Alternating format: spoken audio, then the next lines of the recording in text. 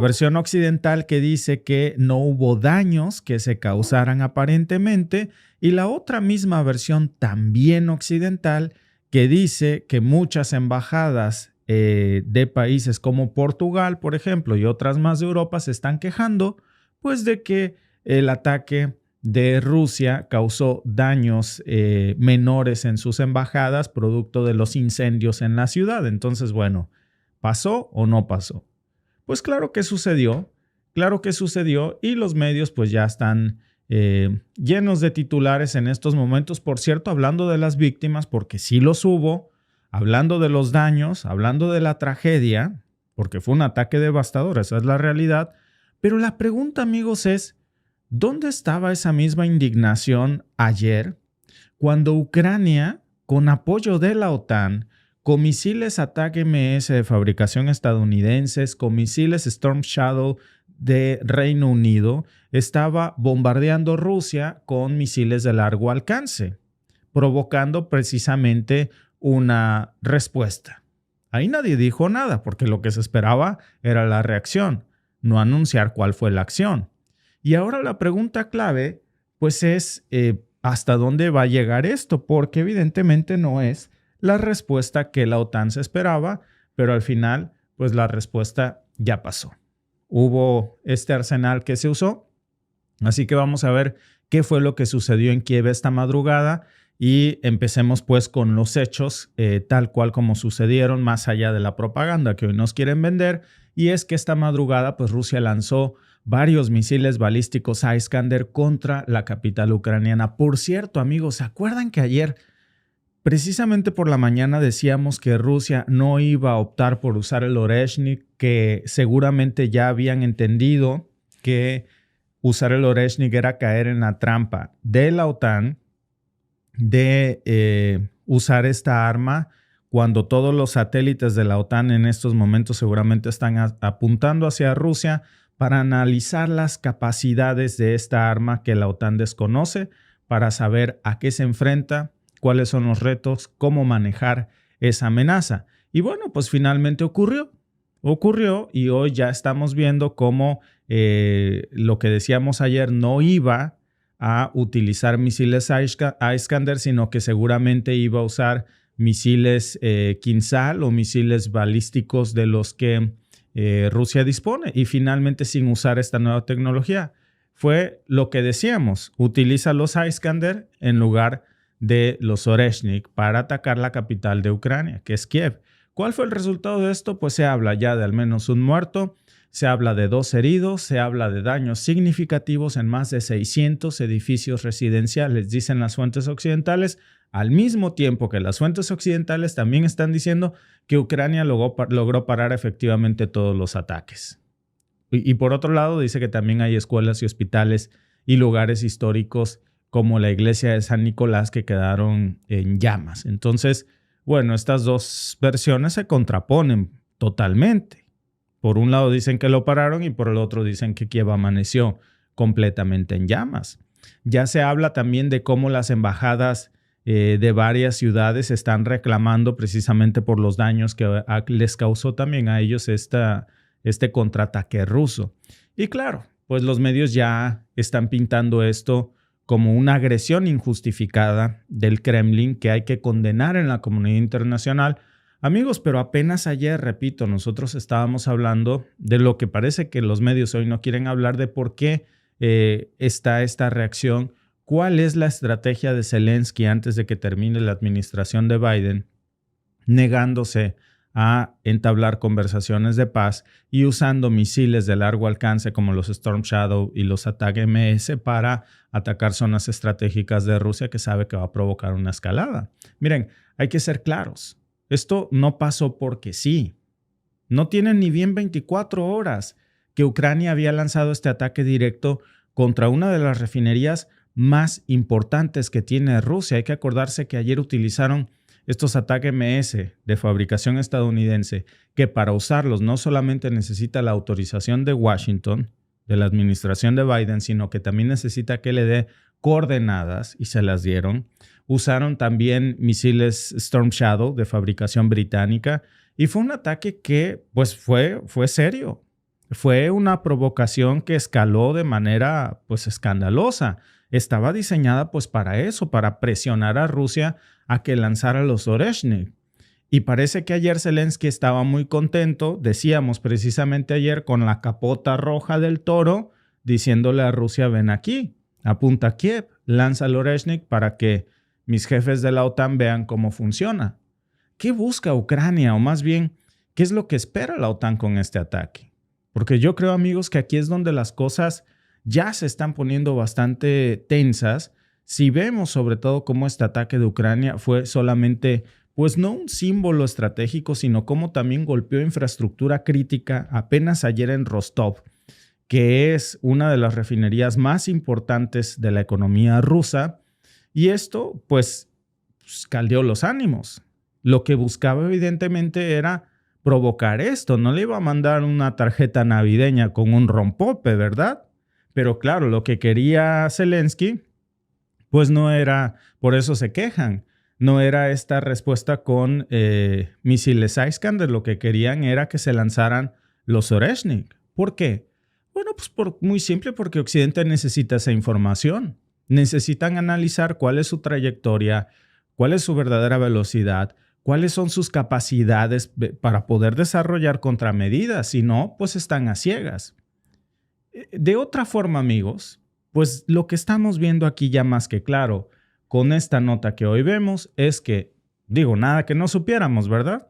Están usando descaradamente a Ucrania como un laboratorio militar y no les importa el costo, no les importa las víctimas ucranianas, no les importa que sea un país devastado. Y bueno, pues ahora está más que claro que sus jefes de Zelensky, o sea, los líderes de la OTAN, pues están muy cómodos en Bruselas, precisamente discutiendo esta situación mientras están empujando a Ucrania a este tipo de acciones que en realidad pues no están diseñadas para proteger en absoluto a su país, están diseñadas para intentar desgastar a Rusia. ¿Cuál fue la respuesta de Rusia? Bueno, fíjense, realmente hoy sí que hablaríamos de una respuesta bastante limitada, contundente pero muy limitada.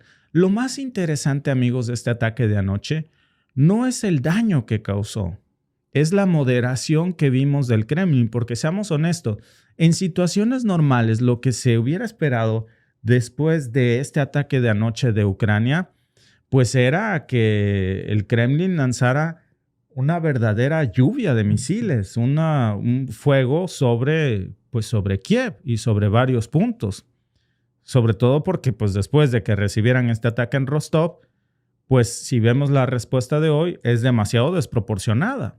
No es que se le haya acabado el arsenal a Rusia, es que lo que se esperaba era un ataque letal que incluyera el Oreshnik.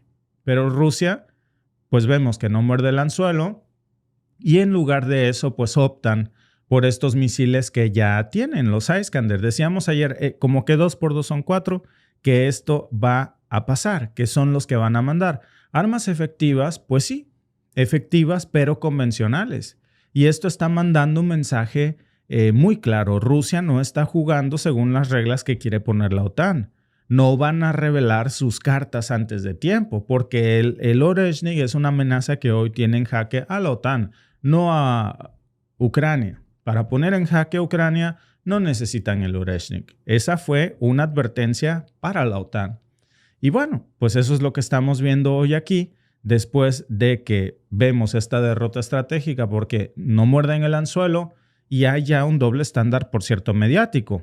Hay víctimas selectivas, ¿no? Y eso es lo que llama hoy muchísimo la atención, de cómo la propaganda en los medios tradicionales de información están hoy manejando todas estas cosas, amigos, porque después del ataque de anoche, pues hoy nos despertamos por la mañana leyendo todos estos titulares que están llenos de historias de víctimas, de daños en escuelas, de hospitales. Es la clásica narrativa de la agresión rusa, la maldad del infierno. A ver, yo no digo que Rusia sea un santo y no digo que sean condenables cualquier ataque a infraestructura civil.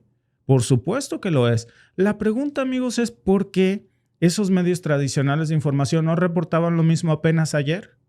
Cuando hubo también daños mucho más grandes que estos del otro lado del conflicto frente a un ataque a infraestructura civil.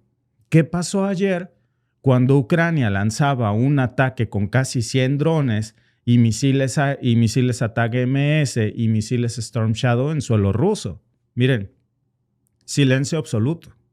Y esto no es nuevo. Desde que comenzó la guerra hemos visto esta narrativa de cómo los medios de comunicación ya no son medios de información, son medios de desinformación.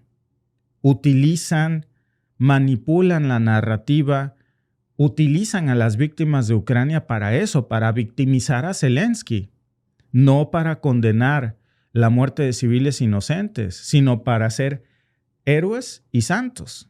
Y esto significa, amigos, pues que las víctimas en Kiev no les importan. Esta guerra no se trata de héroes ni de santos. Es un conflicto geopolítico. Y no es necesariamente que sea blanco y negro, buenos y malos. Lo que estamos viendo son intereses.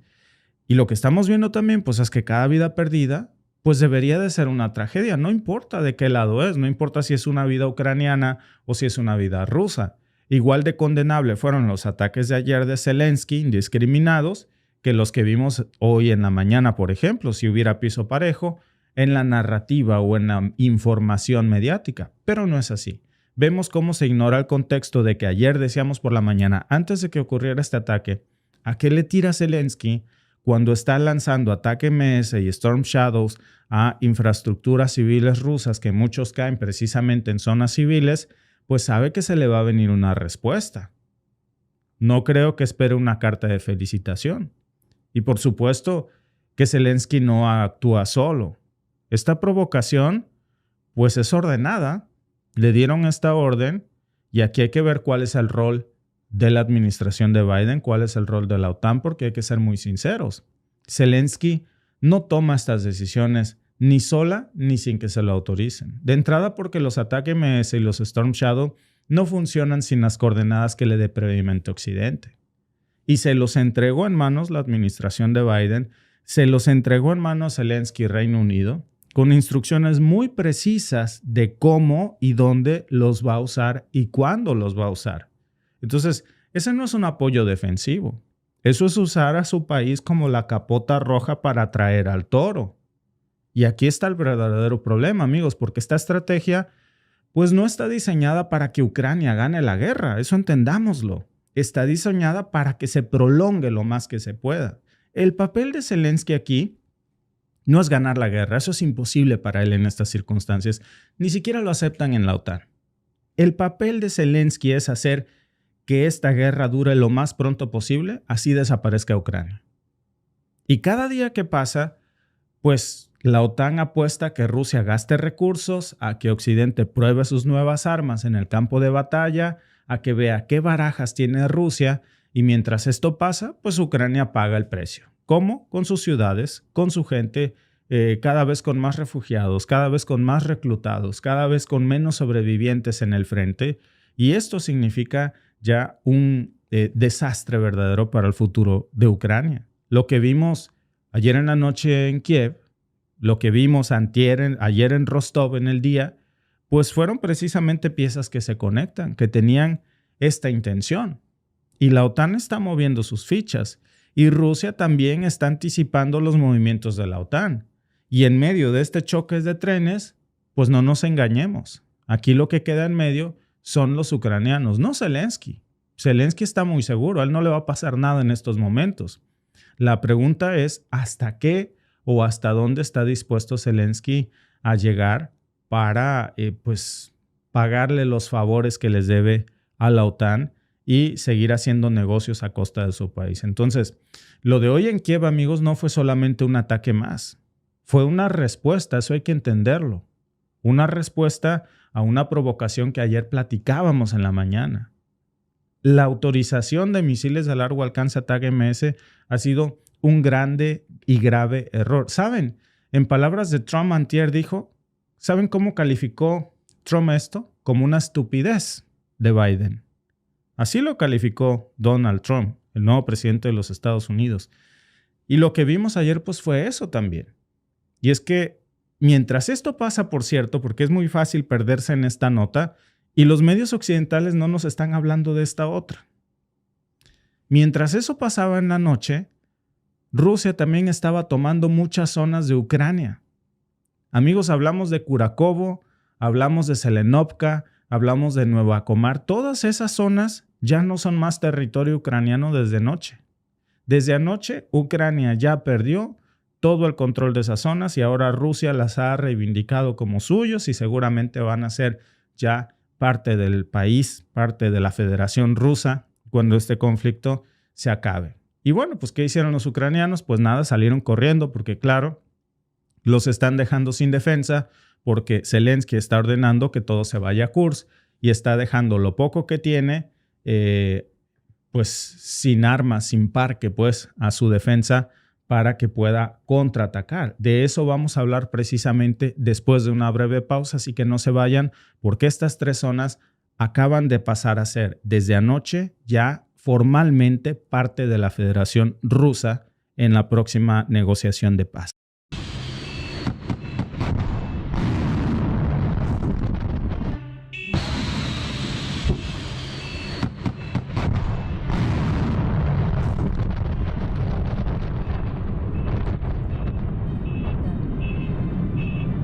Алло.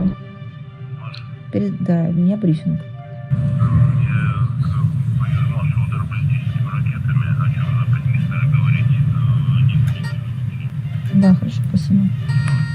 A más de 1000 días de la invasión de Rusia a Ucrania, la guerra escala con un ataque histórico. Rusia lanzó un nuevo misil hipersónico capaz de superar cualquier defensa aérea. Un misil hipersónico difícil de detectar que recorrió casi 1000 kilómetros hasta la ciudad ucraniana de Dnipro en solo 15 minutos. El nuevo misil balístico de alcance intermedio que Rusia disparó contra Ucrania es un arma con capacidad nuclear, cuya existencia se ignoraba hasta ahora. Una semana después del impacto en Dnipro, Vladimir Putin amenazaba con lanzar más Oreshnik contra Ucrania. Bautizado Oreshnik, el presidente ruso, Vladimir Putin, explicó que se trata de un misil balístico de alcance medio, lo que implica que puede alcanzar objetivos de un rango de 3.000 a 5.500 kilómetros. Lo que implica que puede alcanzar objetivos en un rango de 3.000 y 5.500 kilómetros. Los expertos hablan de un misil nuevo, sí, pero hecho partiendo de viejas tecnologías mezcladas de forma nueva. Es la hora del occidente para responder. Но по значительным целям будем применять те средства, которые есть в нашем распоряжении, в том числе, я об этом тоже сказал, не исключаем и использование орешника по военным, по объектам военной промышленности, либо по центрам принятия решения, и в Киеве в том числе. Очень прекрасно. Есть проконтролировать Союзскую установку.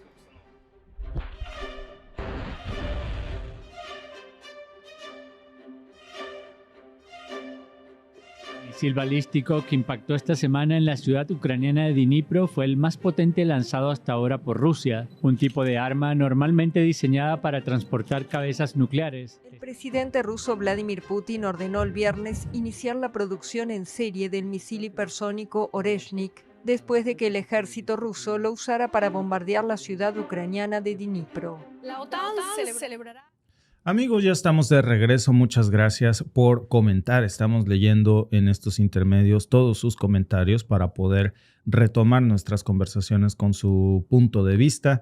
Gracias a nuestros amigos que están participando en el chat. A Alel Nadrog dice, hola, ¿cómo se llama esa melodía de fondo?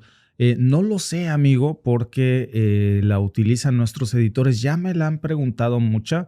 Déjenme preguntarles a nuestros editores que nos hacen favor de hacernos estos intros cuál es. Lo que no recuerdo el nombre de la canción, pues, pero con todo gusto. Raúl Era dice, Rusia no ha querido desaparecer a Ucrania por un problema de humanidad. Algún día van a tener que agradecer lo que han hecho con esos fascistas.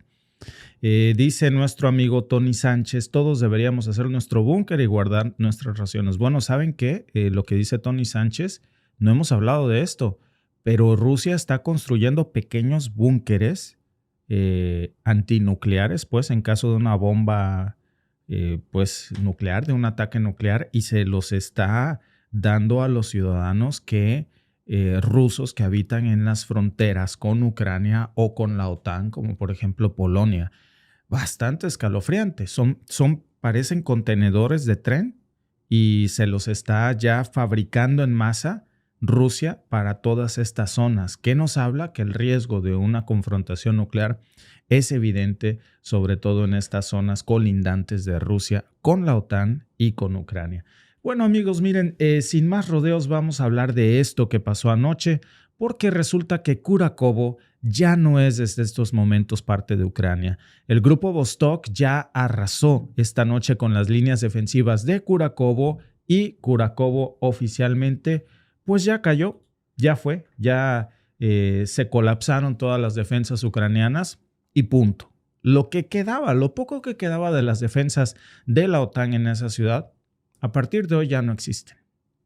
Se reporta que este grupo que se llama Vostok, el grupo ruso, tomó el control prácticamente de todo ya.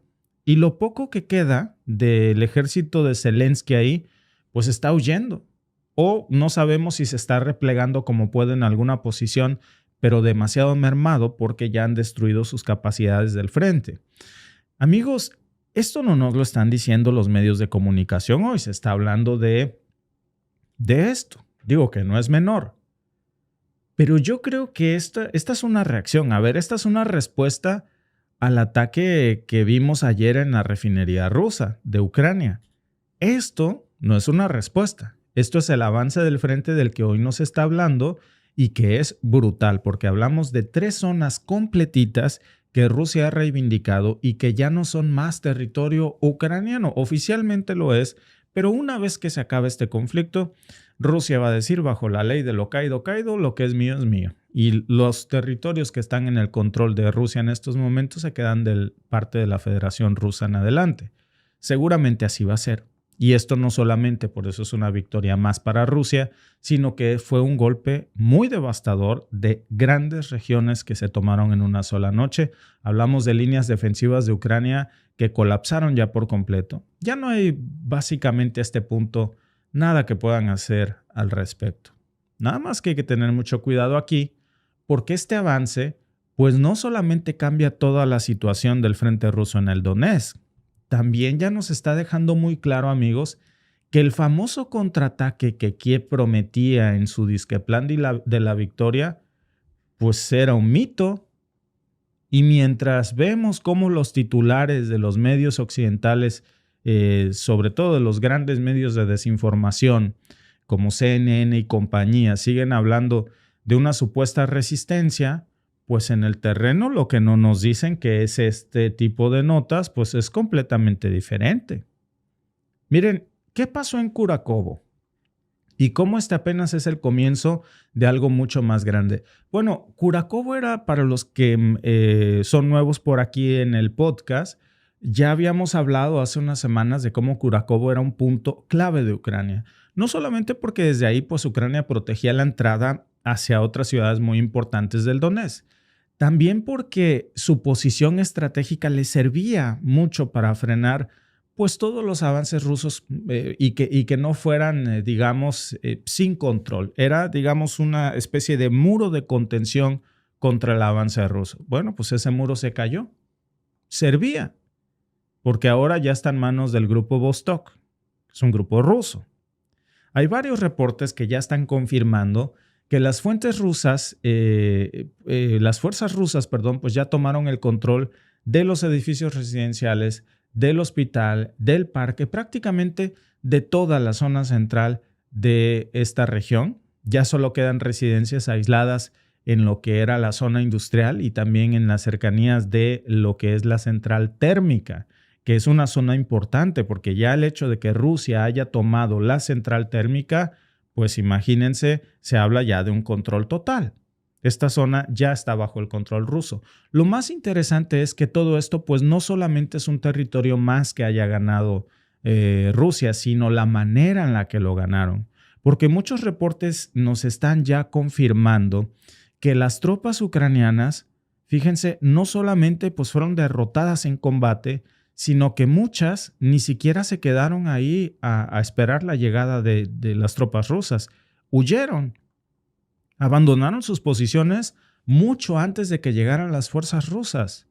Es una retirada pues vergonzosa porque bajo las leyes de Zelensky esta sería una deserción. Y no fue para nada una retirada estratégica, fue pues un colapso completo. ¿Y quién los juzga? ¿A qué se quedaban? ¿A morir? Si no les dejan parques suficientes, si no les dejan armas, si no les dejan sistemas de defensa aéreos, ¿a qué se quedan? Estas disque fortalezas de Ucrania, pues ahora se ha descubierto que no eran tan fuertes como se pensaban, porque todo lo mejor que tenían se lo han llevado, repito, o a Kursk. Y hoy sabemos, por cierto, según el artículo de Telegram que salió ayer en la mañana, del que hablábamos de cómo la administración de Biden habría estado ayudando indirectamente a HTS con armamento y también con dinero, con entrenamiento, y que muchas de esas armas en realidad venían de Ucrania, de las que estaban destinadas a Ucrania. Pues quiere decir que la prioridad para Ucrania era mandar tropas y armas a Kursk, en suelo ruso, y también a Siria, no defender su propio territorio. Y una de las cosas, amigos, que más llama la atención aquí, en esta ofensiva, es cómo las posiciones ucranianas que, pues supuestamente eran impenetrables, pues cayeron tan rápido. Miren, Nueva Comar, por ejemplo, que es parte de lo que nos habla este artículo, en donde Ucrania había construido un mega opornik, que es básicamente un complejo de posiciones defensivas con capacidad. Se suponía que este mega opornik pues podía resistir semanas si eran embestidos o rodeados. Bueno, no solamente no resistió semanas, no resistió ni días, ni 24 horas. Las fuerzas rusas avanzaron y cuando llegaron a este mega opornik, pues no encontraron más que unas cuantas retaguardias para ser, pues lamentablemente masacradas. Y esto no fue un caso aislado. Lo que pasó en Nueva Comarc, en esta región, también fue lo mismo. Es decir, estábamos viendo lo mismo en Kurakovo, lo mismo en otras partes del Donbass, que las tropas ucranianas están ya muy débiles y que aunque nos digan otra cosa en la narrativa, pues nos intentan vender esta idea de resistencia organizada, pero la realidad, amigos, es que no tienen cómo sostener estas posiciones porque los han dejado sin municiones, sin sistemas de defensa, y por eso ya están cercados y no tienen cómo hacer frente a este cerco, en este caso del grupo Vostok, y bueno, pues lo que hacen es huir porque no tienen otra opción. Los rodean, les cortan los suministros, avanzan, y Kurakovo no fue la excepción. Esto, decíamos, si ustedes se acuerdan, hace unas semanas hablábamos de que esto era cuestión de días para que pasara. Y finalmente ese cerco se cerró hasta que pues dejaron a las tropas ucranianas sin rutas de escape.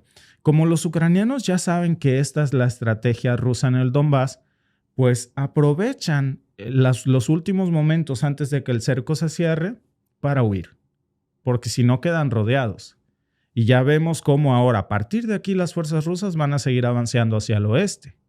Ya muchos reportes lo están, de hecho, confirmando, que están muy cerca de Velika, están cerca también rodeando ahora Novoselka, rodeando también Ulakli. Y todo nos dice, amigos, que el próximo objetivo que va a atacar Rusia, después de asegurar estas rutas de suministro clave, es que van a seguir avanzando hacia regiones como Dnepropetrovsk. En pocas palabras, amigos, pues todo el frente ucraniano en el Donetsk se está colapsando en estos momentos. No nos hablan mucho los medios de comunicación de esto. Creo que es muy importante que todos lo sepamos porque no veo yo cuál es la lógica. Después de este terrible revés, amigos, mi pregunta es, y díganme en el chat, diría Chespirito, si tengo o no tengo razón, diría la Chilindrina, ¿no? ¿Quién era el personaje que decía tengo o no tengo razón? La esposa del Chompiras. Porque si Kurakovo iba a caer en cuestión de horas, ¿qué no hubiera sido, amigos, razonable que Zelensky lanzara este ataque ayer con ataque MS y Storm Shadow para salvar a sus tropas o intentar salvarlas aquí, en esta región? Aquí era donde se ocupaban los misiles ataque MS. Aquí era donde se necesitaban los Storm Shadow que le dio Occidente. En Kurakovo, no en las regiones de Rusia. Entonces nos queda claro que la estrategia de Zelensky no es proteger a su gente, es hacerle la chamba a Occidente, el trabajo sucio. Y las armas más poderosas que le están dando no son para que proteja o salve a sus soldados, son para escalar el conflicto. Esa es la gran pregunta, amigos. Y en teoría hoy vemos cómo Ucrania, pues se supone que debería tener suficientes tropas para resistir. La realidad es que no las tiene. Se supone que debería de tener suficientes recursos también militares para hacer frente al avance ruso. Y no los tiene porque no es su prioridad. Aquí, amigos, también además hay una cantidad excesiva de corrupción. Excesiva. Porque ¿cómo se explican ustedes tantos miles de millones de dólares invertidos en Ucrania para un desastre de este calibre que hoy estamos viendo? Ya defensas que son prácticamente destruidas en tu totalidad. Lo vimos, esta historia se ha repetido una y otra vez en Ugledar. En todas estas regiones la historia se repite. Y lo peor, amigos, es que no parece que vaya a tener refuerzos Ucrania. Lo peor para Zelensky es que, según varios reportes, muchos soldados ucranianos están desertando, ya hemos hablado de eso, o simplemente están abandonando sus puestos mucho antes de que lleguen las fuerzas rusas, como anoche. Y esto no es un invento mío, ¿eh?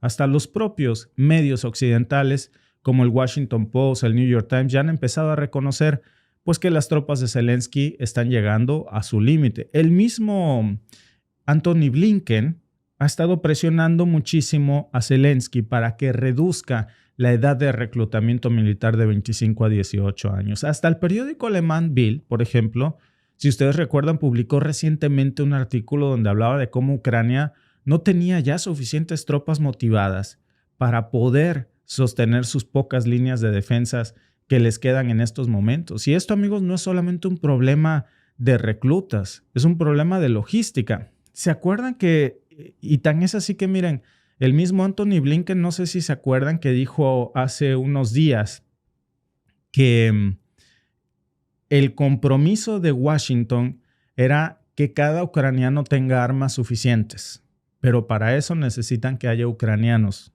en el frente. Porque si no hay ucranianos en el frente, ¿quién va a aportar esas armas? ¿Qué quiere decir esto? Pues que no tienen reclutas. Acto seguido, y dijo, sacrificios se tienen que hacer. ¿Qué sacrificios? ¿Por qué no hace sacrificios su familia? Tienen que hacerlo la familia de los ucranianos. Prácticamente están reclutando, quieren reclutar ya niños para la guerra.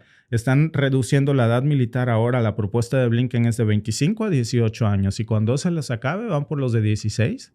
Porque mientras todo esto está pasando, desde Kiev siguen intentando vender esta idea de optimismo, esta falacia de el plan de la victoria de Zelensky, amigos, que eso pues ya vemos que es algo totalmente irrisorio. ¿Cómo podemos hablar de un plan de la victoria?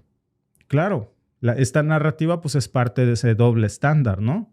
Porque mientras los titulares nos siguen hablando de los avances de la democracia y la valentía de las tropas de Zelensky, pues por otro lado vemos a un Blinken muy preocupado presionando a Zelensky para que se reduzca la edad de reclutamiento militar y literalmente diciendo va a haber un arma por cada ucraniano para que la aporte, pero necesitamos ucranianos. Y ahí es donde se cumple esa terrible predicción de hasta que el último ucraniano quede vivo, quede en pie.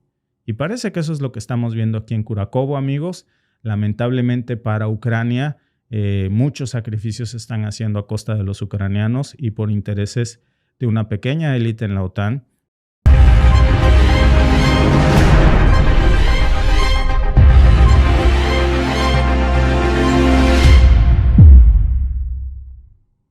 Amigos, México acaba de soltar un golpe que Trump no se esperaba ni remotamente. Literalmente estamos viendo cómo Claudia Sheinbaum toma las armas de Trump, las voltea y le manda un mensaje directo. ¿Tarifas del 25%?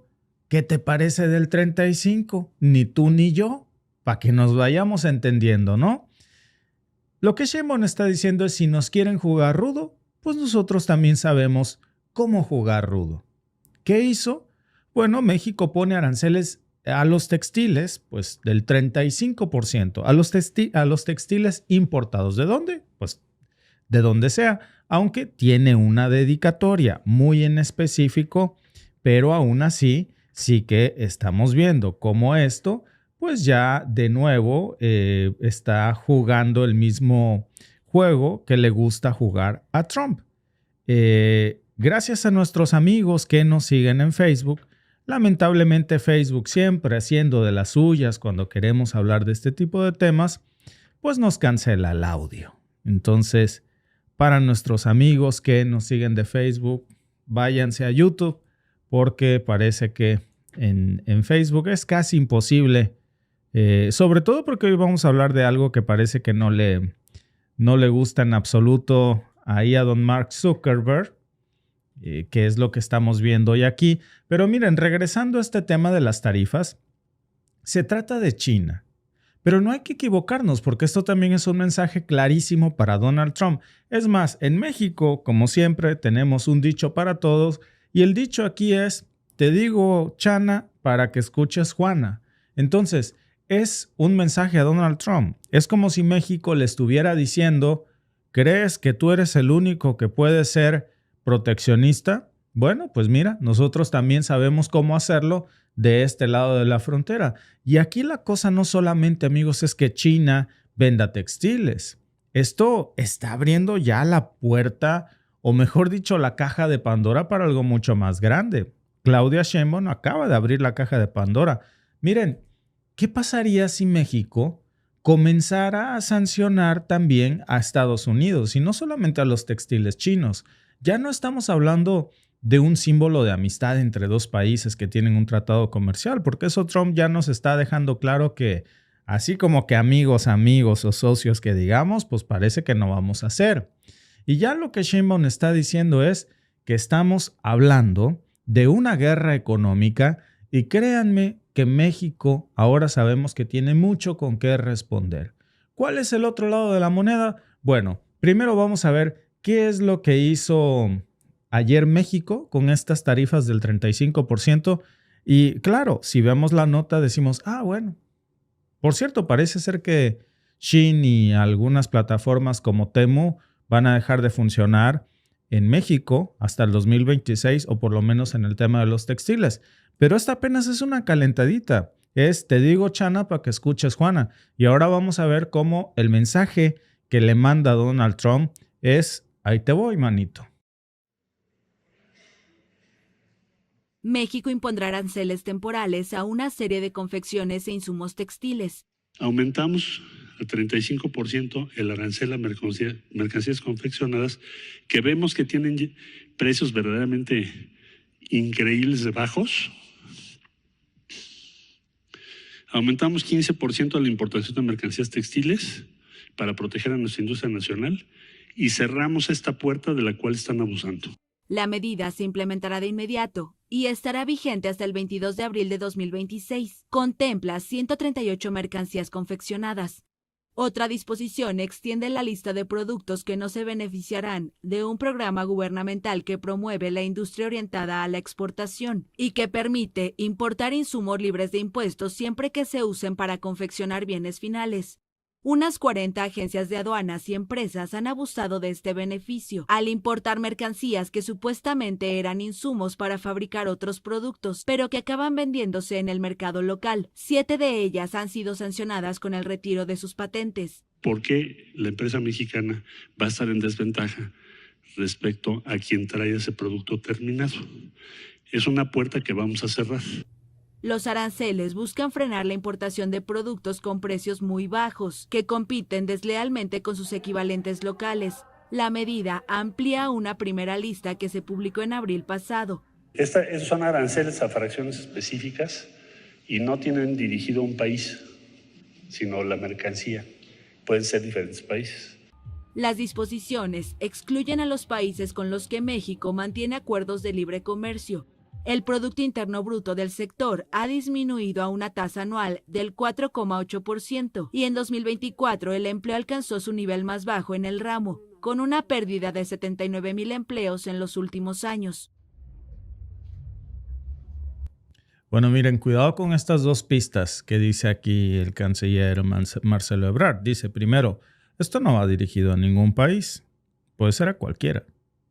Incluso Estados Unidos, bueno, no, porque se exceptúan aquellos países con los que tenemos algún acuerdo comercial. ¿Y si dejáramos de tenerlo?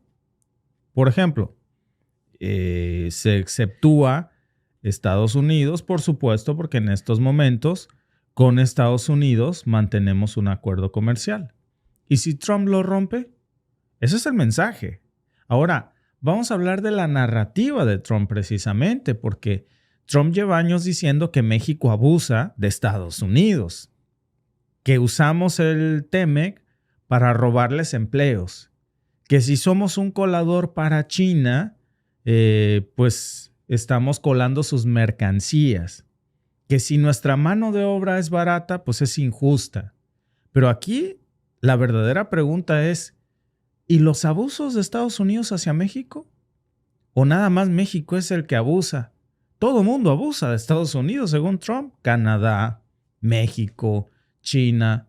Pobrecito, yo no sé cómo se hicieron ricos si todo mundo abusan de ellos.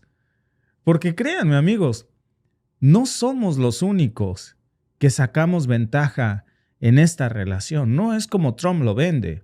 A ver, primero está el tema de la mano de obra. Grandes empresas estadounidenses, miren, ¿qué les gusta? Ford, Amazon, Chevrolet, se han beneficiado por mucho tiempo, por décadas, de los salarios bajísimos que pagan en México, irrisorios. Para que se den una idea, un trabajador mexicano en la industria automotriz gana en promedio menos del 15% de lo que gana su contraparte estadounidense o canadiense. Y esto yo se los puedo decir muy bien, y Alba también, porque los dos trabajamos en la industria automotriz aquí en Canadá, en Honda. Y yo recuerdo que era muy claro, porque yo estaba en uno de estos grupos de Honda Querétaro, porque también, solo por curiosidad, en Querétaro hay una planta igualita a la planta ensambladora de aquí de Canadá, de Ontario. Nada más que la diferencia es abismal. Claro, allá hacen un vehículo y aquí hacen CR-V y Civic. Pero básicamente hacen lo mismo, ¿eh? El modelo cambia, pero los procesos son los mismos. ¿Y saben qué cambia también? El pago. Que el pago allá por hacer lo mismo que aquí es 15% de lo que pagan aquí. Y luego se quejan, pues, de que sus empleos se vayan a México. Pues claro que se van a ir, porque allá pagan nada. Y no olvidemos, amigos, el tema del campo. Estados Unidos subsidia de manera brutal a sus agricultores. En el tema automotriz explotan a los trabajadores mexicanos. Entonces, ¿quién abusa de quién? Porque así como que ustedes me digan que los trabajadores mexicanos abusan de las empresas estadounidenses, como de Amazon, de Chevrolet, de Ford, de Honda, por favor. ¿Quién puede creer esa historia? Estamos hablando de miles de millones de dólares nada más en la industria agrícola, en subsidios que permiten exportar maíz, trigo, leche a precios que los productores mexicanos pues no pueden competir. ¿Cuál es el resultado, amigos? Estados Unidos subsidia a esas industrias para que manden esos productos a México, leche estadounidense, trigo estadounidense, huevo estadounidense, con procesos que además están subsidiados para los agricultores estadounidenses, y los agricultores mexicanos están quebrados. El campo en México vale nada. Y vale nada precisamente porque no hay manera de competir con eso. Después del Telecán en los 90s todo cambió. Pero claro, cuando los migrantes llegan allá, pues también somos el problema. Es un doble estándar de manual. Ahora, piensen en esto. ¿Y si México decide responder? ¿Qué pasaría si Sheinbaum dice, ¿sabes qué, Trump? Vamos a jugar a tu estilo. Y aquí es donde las cosas se van a poner realmente interesantes. Miren, vamos a ver varios escenarios que podrían pasar y que yo creo que serían los más evidentes. El primer escenario, que México le ponga aranceles a los productos estadounidenses. ¿Cuál va a ser el impacto de eso?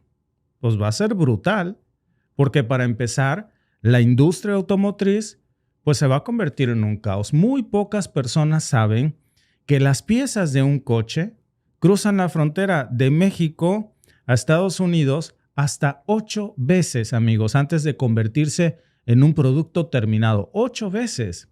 Si le ponemos aranceles a todo eso en cada cruce, ¿por qué? porque lo mandan un componente, el componente se ensambla a México, se regresa a Estados Unidos, en Estados Unidos se termina ese componente, se vuelve a regresar como producto final del componente a México, de México se pasa otra vez al país de exportación. Eso se puede repetir hasta 8 veces. El cable, el conductor, el semiconductor, todos los costos de producción de eso 8 veces, amigos, se van a disparar. ¿Cuál va a ser el resultado para Estados Unidos? Pues que los consumidores estadounidenses van a terminar pagando más por sus coches. Y eso que no nada más estamos hablando de coches, también hablamos de licuadoras, de televisores, de hornos de microondas, de todos los productos electrónicos. Miren, ese nada más es un escenario. Segundo escenario, que es el tema de la agricultura. México es el principal comprador de productos agrícolas estadounidenses, por cierto, de los que abusan de México. Porque, repito, el campo en Estados Unidos está tecnificado, muy tecnificado, con subsidios gubernamentales, con tasas preferenciales, con exenciones fiscales estadounidenses para el campo estadounidense, no para el mexicano. Cuando cruza ese maíz, por cierto, genéticamente modificado, o ese trigo, o esa carne de puerco, de res, qué sé yo, pues si México pone aranceles a todos esos productos, pues los agricultores de zonas como Iowa, Kansas, Nebraska, ¿qué va a pasar? Que los mismos que votaron por Trump, pues van a estar en serios problemas si cumple con esto. Y México si contraataca con la misma medida, porque amigos, sin el mercado mexicano, ¿a dónde van a vender todos esos productos? ¿A Canadá? Si a Canadá le están diciendo que es una colonia de Estados Unidos, aquí tampoco estamos muy contentos que digamos con las declaraciones de Trump. ¿A quién se lo van a vender? Tercer escenario, que es el energético. Y aquí es donde las cosas se ponen todavía peor. Miren, para Trump, México depende muchísimo del gas natural de los Estados Unidos, si es cierto, para generar más del 60% de su electricidad.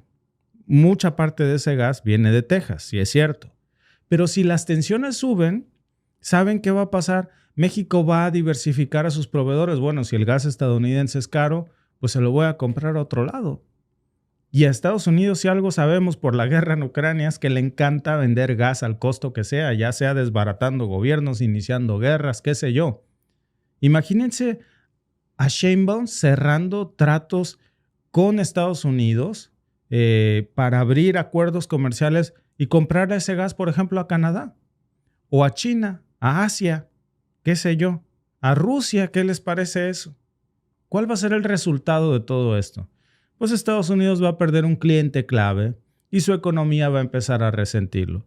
El gas que compre de China, por ejemplo, algunos me pueden decir pues que China no es un gran productor de gas. No, pero se lo va a comprar a Rusia, se lo va a comprar a Irán y se lo va a revender a México.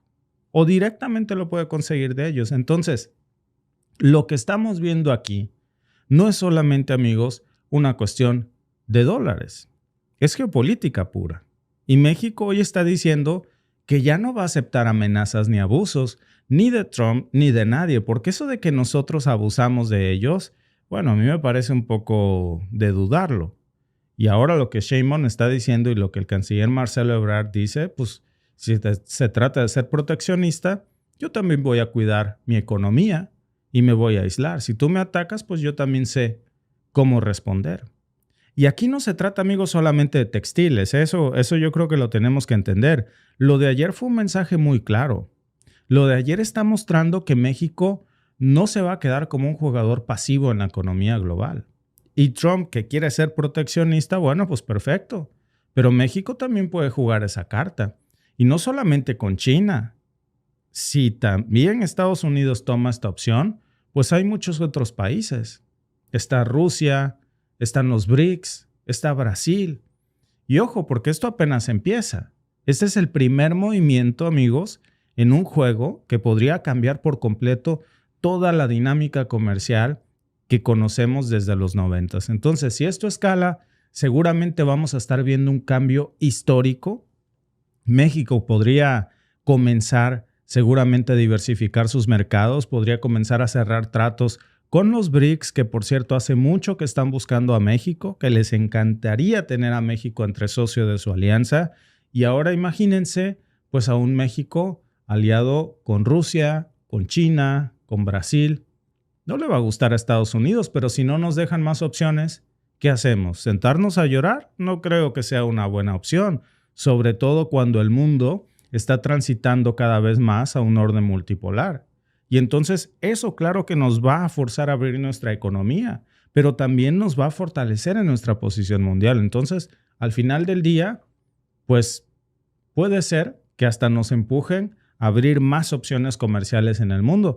Lo que sí sabemos es que Estados Unidos no puede darse el lujo de perder a su principal socio comercial, que no es Canadá. No es Canadá. El país que más exportó el año pasado a Estados Unidos fue México. El segundo fue Canadá. Entonces, no solamente somos su socio comercial más fuerte, somos su principal fuente de mano de obra barata. Duele decirlo, pero es así. ¿Dónde van a ensamblar sus autos? ¿En Canadá? Si no es igual de caro, les va a salir hasta peor, más caro, más impuestos. Eso va a encarecer todo para ellos. Si no es México, no tienen opción. ¿A dónde? ¿A China? No creo que quiera hacer eso Trump. Entonces, Trump podría estar jugando con fuego en estos momentos, sobre todo tratándose de Sheinbaum, que no es muy tolerante, que digamos, cuando se trata de este tipo de amenazas. No reacciona muy bien a las amenazas. Eso ya nos ha quedado claro. Así que hoy lo que estamos viendo es cómo México está marcando un precedente, que no somos su bolsa, su saco de boxeo. Y es un movimiento en el que Sheinbaum ya está diciendo que tiene muchos ases bajo la manga para jugar. Y miren, hablando de Trump precisamente, resulta, y esto que estamos viendo aquí es realmente, ¿quién está impulsando esto? ¿Es realmente Donald Trump? ¿O detrás de Trump hay una mano que va a mecer la cuna? Porque ya se está hablando, amigos, de que el hombre más poderoso del mundo en estos momentos no sería Donald Trump. El hombre más poderoso del mundo sería el mismo que es dueño de más satélites que todos los países del mundo juntos, ¿eh? Si sumas los satélites que tiene Rusia, que tiene China, que tiene Irán, apenas unos cuantos, e incluso los que tiene todo el Pentágono, toda la NASA, pues, mejor dicho, si sumas todos esos, no le llegas, pero sí ni al 70% de todos los satélites que un solo hombre posee con sus empresas. Elon Musk. Y ahora se está diciendo que Elon Musk realmente es el nuevo presidente que mece la cuna en la oscuridad detrás de Donald Trump. De eso vamos a hablar después del corte, así que no se vayan porque este tema está buenísimo. El hombre más poderoso del mundo que vigila todo, no solamente con sus ojos que lo ven todo en el espacio, más de 6,000 satélites tiene solamente este hombre y además se ha convertido en el más poderoso del planeta Tierra. La inflación en Estados Unidos repuntó de nuevo en noviembre. El índice PCE, publicado el miércoles por el Departamento de Comercio, muestra un incremento de 2,4% en los últimos 12 meses, frente al 2,3% registrado en octubre. Este reporte es el índice de referencia de la Reserva Federal para trazar su política monetaria. El índice mensual para noviembre bajó a 0,1% frente a las cifras de 0,2% registradas en los 2 meses anteriores. Se ubicó ligeramente por debajo de las expectativas de los analistas, que esperaban una inflación mensual estable. El índice PCE evoluciona en la misma dirección que otra medida de inflación, el índice IPC de precios al consumo, al que están indexadas las pensiones, que también subió en noviembre hasta 2,7% en 12 meses, frente al 2,6% reportado el mes anterior. La inflación subyacente, que excluye los precios volátiles de la energía y los alimentos, se mantuvo estable respecto al mes anterior, en 2,8% interanual. De un mes a otro, su ritmo mostró signos de desaceleración, ubicándose en 0,1% frente al 0,3% anotado en octubre y septiembre. Los precios mayoristas o al productor, medidos por el PPI, subieron en noviembre 3% en 12 meses, frente a 2,6% en octubre, su nivel más alto en casi 2 años, otra señal de subida de precios en la mayor economía mundial. Los ingresos de los hogares estadounidenses crecieron más lentamente que en octubre, un 0,3% frente a 0,7%. El gasto familiar aumentó levemente, 0,4% en el mes, frente a 0,3% de octubre. A pesar de este contexto de repunte de la inflación, la Reserva Federal anunció el miércoles una nueva reducción de sus tasas de interés de referencia de 25 puntos básicos, para llevarlos de nuevo a un intervalo entre 4,25% y 4,50%. Estoy leyendo sus comentarios, ya regresamos. Muchas gracias, amigos, por estar aquí. Dice algunos de los comentarios muy interesantes que estoy leyendo. Alguien decía por aquí que nadie va a querer hacer negocios con México si México se alía o deja de aliarse con Estados Unidos, dice nuestro amigo Dean Hill. Ni Alemania ni los países de la OTAN querrán tener tratos con un país que va en contra de Estados Unidos. Pues es que México no quiere ir en contra de Estados Unidos. Como diría el presidente Porfirio Díaz, cuando básicamente se va exiliado por el puerto de Veracruz y lo entrevista a un periodista estadounidense y le dice, señor presidente, ¿se va? Y dice Porfirio Díaz, pues no me voy, me van. Entonces, pues aquí a lo que dice nuestro amigo, pues hay que agregar que pues nosotros no queremos dejar de hacer tratos con Estados Unidos. Según las amenazas de Trump, es Estados Unidos el que quiere dejar de hacer trato con México. Entonces, pues si tanto les estorbamos, pues nos vamos, pues. ¿Qué vamos a hacer? ¿Quedarnos ahí a no hacer nada? Curioso también que lo digas, porque Alemania tiene una contracción de su economía. Menos 0,5% de su PIB el año pasado. Vamos a esperar los datos finales. Ya lo vieron ustedes en el clip de nuestros amigos corresponsales de AFP. En estos momentos 2,4% según datos de la Fed. La inflación en Estados Unidos está en su punto más alto.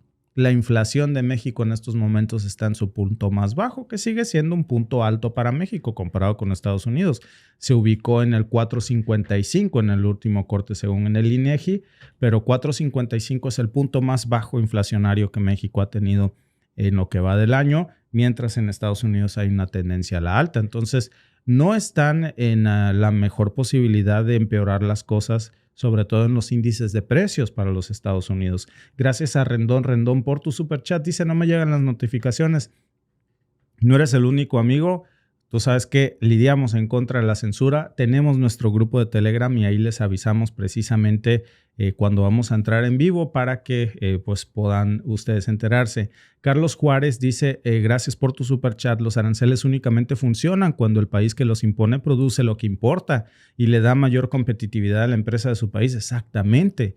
El consumidor compra con ellos y así no pagan ese gravamen, pero en realidad ese arancel termina siendo para el país que lo impone, porque lo terminan pagando los propios contribuyentes estadounidenses. ¿Quién es el hombre más poderoso del mundo, amigos? ¿Sabían que hay gente que ya no dice presidente Trump? Incluso antes de que asuma protesta, ahora dicen vicepresidente Trump. Y no es una broma, tampoco es una confusión. Es porque muchos dicen que el verdadero jefe de los Estados Unidos, según varios reportes, no va a ser Donald Trump, no va a ser el Congreso de los Estados Unidos, ni alguien que los estadounidenses hayan votado. Muchos dicen que el hombre más poderoso del mundo en adelante va a ser Elon Musk. De hecho, es la nota de Rolling Stones hoy, es la nota que trae aquí The Washington Post y es la nota que hoy están trayendo muchos portales estadounidenses en estos momentos. ¿Por qué se está hablando de algo así? ¿Cuál es el problema? ¿Cuál es la razón por la que hoy se estaría diciendo que el verdadero jefe de los Estados Unidos o quien realmente va a mandar en los Estados Unidos no sería realmente Donald Trump, sino que va a ser Elon Musk? El mismo tipo, amigos, que tiene cohetes, el tipo que quiere ir, el hombre, uno de los hombres más ricos del mundo, que está a punto de desarrollar pues una colonia de humanos en Marte, que prácticamente es el padre de los carros eléctricos, que es dueño de más de 6,000 satélites que lo vigilan todo en todo el mundo. Y antes de que alguien diga, no, esto es imposible, lo que dice Rolling Stone, lo que dice The Washington Post, déjenme contarles cómo llegamos a este punto tan surreal.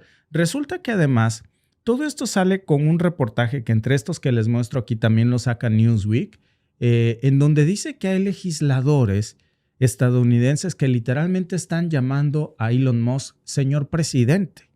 Y no solamente un apodo, están mostrando sus respetos a favor del hombre que realmente podría estar moviendo los hilos en Washington como si fuera el verdadero jefe. La última prueba, amigos, que vimos como para preocuparnos sobre esto fue el problema que se está armando en estos momentos con el presupuesto federal.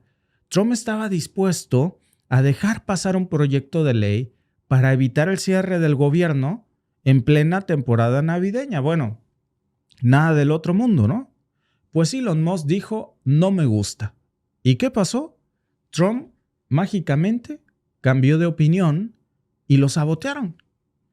Ya estamos viendo cómo funciona esto, amigos. Miren cómo Elon Musk tomó el verdadero volante para desglosarlo. Ahora tiene sentido por qué Elon Musk hizo esa millonaria compra de la red social Twitter y la convirtió en X, porque ha ganado tanta influencia en el espacio, en los medios de comunicación, en la política, uno de los más grandes patrocinadores de la campaña de Donald Trump, uno de los hombres que ha estado impulsando gobiernos en el mundo, tirando gobiernos en otras partes del mundo cuando no convienen a sus industrias, se ha vuelto un hombre excesivamente poderoso. Elon Musk es un multimillonario que es el más rico del mundo, según algunos rankings. Algunos dicen que no, pero está en la lista de los primeros 10 hombres más ricos del mundo. Y tiene un historial que le daría para escribir realmente pues un guión de una película de Hollywood. Muchos dicen que es el Tony Stark de la vida real. Bueno, para los que no saben, Elon Musk nació en Sudáfrica, emigra a los Estados Unidos. Sí, por cierto, fíjense, Elon Musk emigra a los Estados Unidos de manera ilegal. No tenía sus papeles en regla en el momento en el que llega. Y lo que son las cosas, bueno, ahora apoya a una persona que está planeando las deportaciones más grandes de la historia y que ahora, por cierto, Elon Musk está sentado en una posición desde la que está influyendo más que muchos otros gobiernos del mundo. ¿Cómo lo hace? Pues porque tiene el dinero, tiene el poder, tiene las redes, tiene miles de satélites y aparentemente también tiene ya el control de uno de los hombres más poderosos del mundo, como es Donald Trump, y muchos de sus aliados más cercanos. Poderoso caballero es don dinero, amigos. Y ojo, porque no es que Trump esté actuando solamente aquí como su segundo al mando. Según lo que se está reportando ya por muchísimos medios de comunicación hoy, hay incluso figuras como J.D. Vance, que es un senador republicano, que están repitiendo ya como loros estas mismas líneas de que Musk publica en X, todo lo que el señor presidente Elon Musk diga, sí señor, como usted instruya. Estamos hablando de un multimillonario que ni siquiera ha sido elegido para nada. Muy probablemente, por cierto, lo veamos como presidente de los Estados Unidos. Acuérdense de esto, después de que Trump termine su mandato, porque hoy lo vemos como está dictando una agenda de un país entero. Y eso, amigos, eso no es democracia. Eso es un oligarcado con todas las letras. Todo este problema del presupuesto que estamos viendo en Estados Unidos, lo que se desató en ese circo, que fue un proyecto de ley que buscaba evitar el cierre del gobierno, pues ese proyecto incluía cosas bastante razonables. Digo, se incluía entre ellos ayuda para los desastres naturales, apoyos para los agricultores, contemplaba también inversiones en infraestructura. Básicamente, pues eran cosas que iban a beneficiar a millones de estadounidenses, pero por alguna razón Elon Musk dijo que era horrible el proyecto de ley, convence a Donald Trump de bloquearlo y bueno, finalmente esto pasa. El nivel del poder ya que tiene Elon Musk. Piensen en esto, si el gobierno es un hombre que tiene la posibilidad hoy de cerrar las puertas del gobierno estadounidense y si el gobierno se cierra, pues muchas personas pues van a salir afectadas. toda esa gente que depende de los cheques de ayuda gubernamental, de los servicios del gobierno, de cosas que el gobierno tiene, digamos, que darle a la gente, pues se van a cerrar. Claro, para Elon Musk con su fortuna, pues de qué se preocupa, él nunca va a necesitar de un cheque de gobierno o de un cupón o de un apoyo de gobierno, ¿no? Entonces no se va a ver afectado para nada. Para él todo esto es un juego más. Y bueno, ¿qué dice Trump de todo esto? Porque pues parece como si se haya dejado influenciar por Elon Musk. Y lo que tenemos aquí, amigos, es un caso clarísimo de un multimillonario que está usando todo su poder. Tal vez sea ya, repito, el hombre más poderoso del mundo en estos momentos.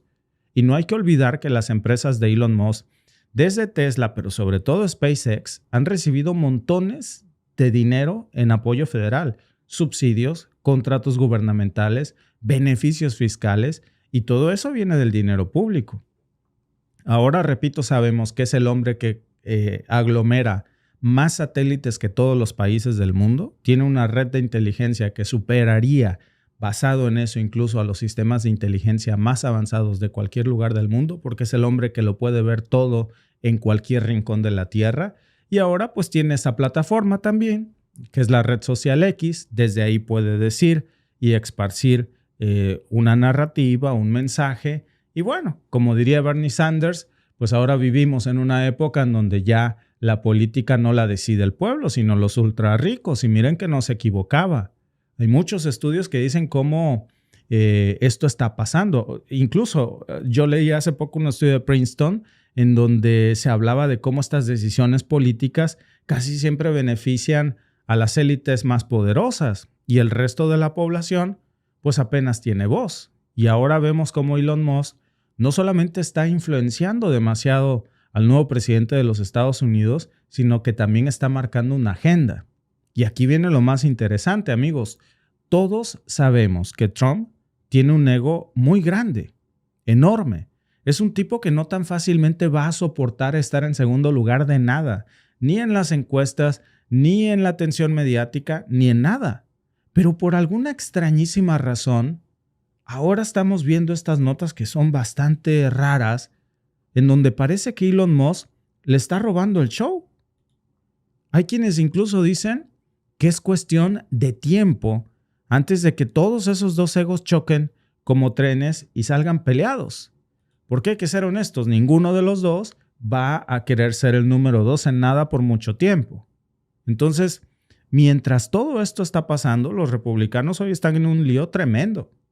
Porque por un lado, tenemos a un Trump que sigue siendo el líder de facto del partido, y por otro, tienes al hombre más poderoso del mundo y uno de los más ricos que está metiendo su cuchara cada vez más en la política estadounidense, que tiene el control de muchos senadores republicanos e incluso demócratas también, y que sabe cómo persuadir.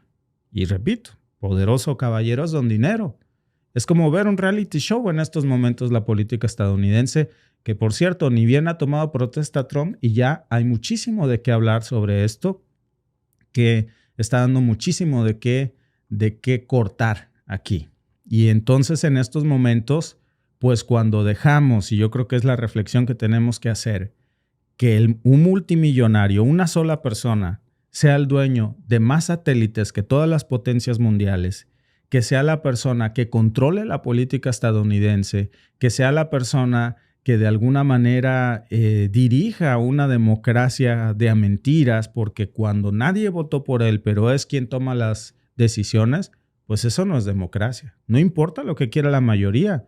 Parece que importa lo que decidan unos pocos con suficiente dinero y satélites como para comprar influencia y poder. Y eso, amigos, no va a terminar nada bien, ¿eh? Va a haber un choque, recuerden si no, entre Elon Musk y Donald Trump, y eso va a ser todo un espectáculo.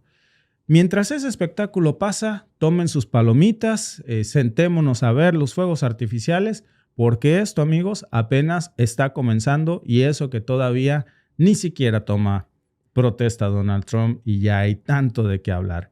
Y bueno, pues estaremos muy atentos, amigos, de qué es lo que sucede, y nos vemos en nuestros próximos podcasts con más información. Por cierto, antes de que se me vayan, hace rato fue el primer streaming de Alba Marina en su canal Alba Marina debutando sola. Estuvo excelente. Recuerden que vamos a estar haciendo estos streamings y nuestros streamings juntos por Víctor y Alba en vivo, así que síganos en nuestros canales y nos vemos en el siguiente podcast.